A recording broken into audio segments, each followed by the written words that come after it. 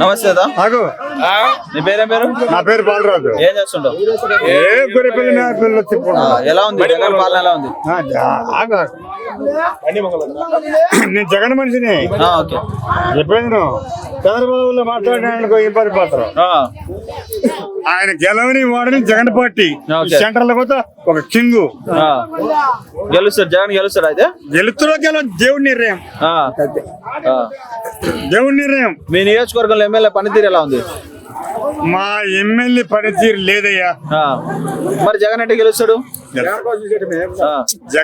జగన్ బట్టి మా ఎమ్మెల్యే గెలగలిగి.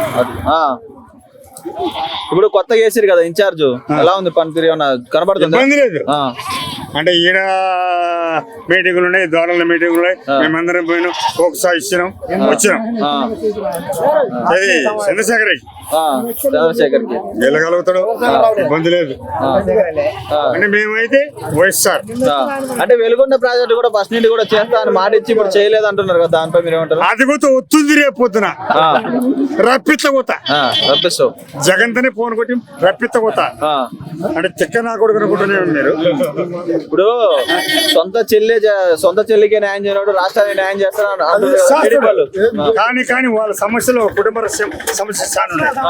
అంటే ఏ ఉండొచ్చు అన్నాడు 24 కూడా వాళ్ళ ఇంట్లో జగన్ ముఖ్యమంత్రి.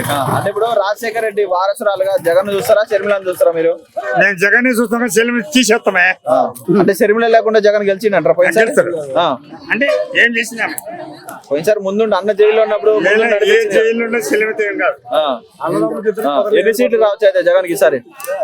కానీ వచ్చిన మెజారిటీ తగ్గిన గెలుపు మా జగన్. అంటే జగన్ 175 అంటారు కదా, 170 గెలుపు ఏమన్నా 100 మరి గెలుపు ఖచ్చితంగా గెలుస్తారు అంటారు. ముఖ్యంగా మీ నియోజకవర్గంలో వైఎస్ఆర్సీపీ మీద అసమ్మతి ఎక్కువ ఉంది అంటారు, దానిపై మీరు ఏమంటారు? లేబర్ వాళ్ళు అంటుంటారు, గితన వాళ్ళు అంటుంటారు. ఇప్పుడు మాది వైఎస్ఆర్, టీడీపీ వాళ్ళు ఉంటారు. అబ్బో ఇంటి చంద్రబాబు మాట్లాడుతుంటారు, ఇంటికి పోతున్నాడు జగన్ అని. ఎక్కడ ఒక రోడ్ పంచాయతీ చల్లమల కూత క్వశ్చన్ లేదు. అంటే 9 ఏళ్ళు 10 ఏళ్ళు చంద్రబాబు వెళ్ళిండు, ఏ న్యాయం చేసిండు?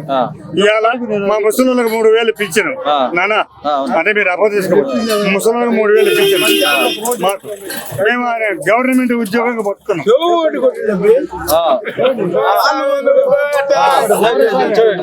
నానా నా పేరు బాలరాజు, సానికార మండలం.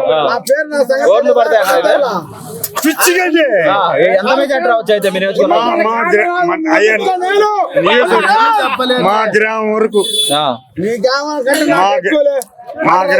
200 మెజార్టీ మా గ్రామం. నియోజకవర్గంలో ఎన్ని ఓట్లు రావచ్చు? సరే పోయినసారి 30,000 మెజార్టీ వచ్చింది కదా, ఈసారి ఎంత రావచ్చు? 120 రాని ఉన్నంతేళ్ళ పంది రాజయ్య లేదు కాదన్నా. పేరా మీ నియోజకవర్గంలో ఎవరు గెలుస్తారు ఈసారి? ఏ పార్టీ గెలుస్తారు? అంతేనా? నేను 1,00,000 రూపాయలు 10 పొట్టెలు కాంట్రాక్ట్ కడకు వచ్చేది నేను గెలుచుకునేది నేను. జగన్ గూడలోకి ఇరిగితే కేసీఆర్ చదువులు అయిపోయింది. ఇంకా బాగా రాష్ట్రం విడగొట్టిండు ఎవరు? కేసీఆర్. కేసీఆర్ తెంపలే కానీ ఇప్పుడు ఆంధ్ర రాష్ట్రం మాట్లాడు. షర్మిల వాళ్ళ అన్నకు నమస్తేనా? నమస్తే. మీ పేరు? నా పేరు వెంకటేశ్వర. ఏం చేస్తుంటారా? నేను ఒక ఆటో తోలుకుంటున్నాను అన్న. మీ నియోజకవర్గంలో ప్రస్తుతం ఎలా ఉందన్న రాజకీయం? ప్రస్తుతం అయితేనా అవసరానికి మాటలు చెప్తారు, పేదవాళ్ళంతా నమ్ముకొని ఓట్లు వేస్తున్నారు. ఆయాలకి వచ్చి చెప్తారు జగన్ అన్ని విధాలుగా అందరికి సప్లై చేయండి, అన్ని విధాలకు చేయండి అంటారు. ఇక్కడ లోపల వచ్చేసి ఓట్లు వేసేటప్పుడు అంతా మేము చూసుకుంటాం ఎట్లా అంటారు. లోకల్ నియోజకవర్గం లోకల్ వస్తారు, మాటలు చెప్తారు, వెళ్ళిపోతారు. గెలిచిన తర్వాత అక్కడికి వెళ్తాము, మిలిటరీ తీసుకురాపో, మీ ఏ ఊరు ఏ నియోజకవర్గం ఓటు వేసేయలేదంటారు. చెప్తారు చేద్దాం పో అంటారు. ఏదైనా తీసుకుపోయి ఇచ్చేస్తే మళ్ళీ అక్కడ పక్కన పెట్టేస్తే చేస్తాం పో అంటారు.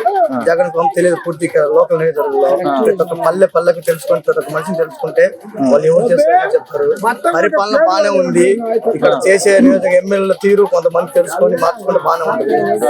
దాన్ని బట్టి ఏమంటది, ఇక్కడైతే ఎవరు అభిమానం వాళ్ళకు ఉంటుంది, ఒకరు తీసేసే అభిమానం కాదు. లోపల నీకు ఒకటి పెట్టుకొని కొంతమంది చెప్పినా అక్కడ పోయినాక నీ ఆత్మసాక్షి చేయాల్సింది వేసింది అక్కడ ఓటు. దాన్ని బట్టి ఏం లేదు, ఇక్కడ వచ్చేసి ప్రతి ఒక్క హోటల్ని, ప్రతి ఒక్క ఎస్టీ ఎస్సీ బీసీలను, మైనార్టీలను వీళ్ళందరూ చూసుకొని ఖచ్చితంగా మళ్ళా గట్టిగా పట్టుకుంటే. అంటే ప్రస్తుత ఎమ్మెల్యే ఇక్కడ అంటే వారికి ఎమ్మెల్యేగా ఉన్న ఆదిమూలపు సురేష్ ని మంత్రి కూడా అయ్యారు 2 సార్లు. మంత్రి తీసుకెళ్లి కొండేపల్లి ఎందుకు వేశారన్న? ఇక్కడ వచ్చేసి 5 మండలాల్లో కలిసి ఆయన్ని ఒక మంచి నాయకుడు ఇది వరకు బాగా చేశారని చెప్పి మళ్ళీ గెలిపించుకున్నారు.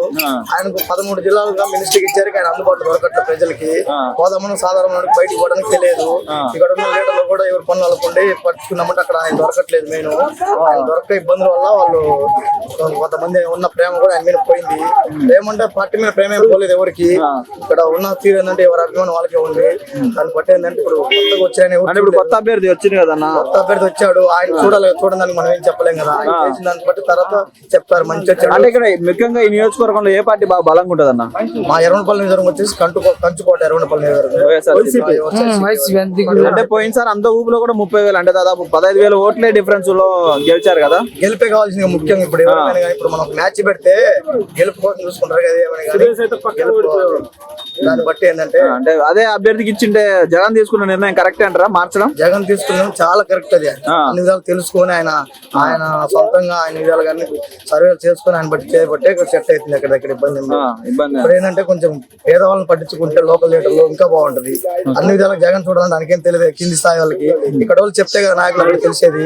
దాన్ని బట్టి కొంచెం ఇబ్బందులకి పేదవాళ్ళకి కింది స్థాయి మెయిన్ పట్టించుకోవాలంటే మెయిన్ లీడర్ల కింది స్థాయిని పట్టించుకోవాలి. లీడర్లు దాన్ని బట్టి చూసుకొని పేదవాళ్ళని పట్టుకొని ఇప్పుడు అవసరానికి చూసుకొని సరిపోయింది. తెలియదు కదా. దాన్ని బట్టి ఇక్కడ చూసుకుంటే ఎర్రగొండపల్లి నియోజకవర్గం ఎప్పటికైనా వైఎస్ఆర్సీపీ. 2024లో ఎర్రగొండపల్లి నియోజకవర్గం నుండి ఎవరు గెలవచ్చు? ఏ పార్టీ గెలవచ్చు? వైఎస్ఆర్సీపీ వచ్చేసి పార్టీకి ఎవరు నిలబడ్డా కానీ పార్టీ గెలుస్తారు.